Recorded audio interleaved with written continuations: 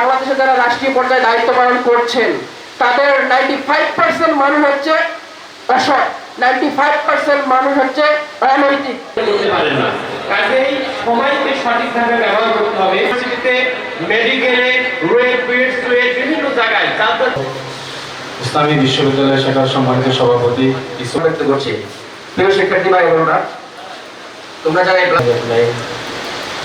সহযোগিতা থেকে আয়োজিত আজকের এই উপস্থিত আছেন প্রধান অতিথি, বিশেষ অতিথিবৃন্দ, অন্যান্য অতিথিবৃন্দ, সকলের প্রতি আমার অন্তরের অন্তঃস্থল থেকে সালাম। আসসালামু আলাইকুম ওয়া রাহমাতুল্লাহ।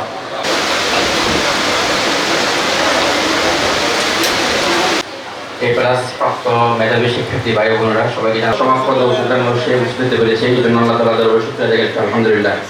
এবং শুধু সফলতা অর্জন করা নেই, এই সফলতার মাধ্যমে তো জানাচ্ছি congratulations to you, to all you.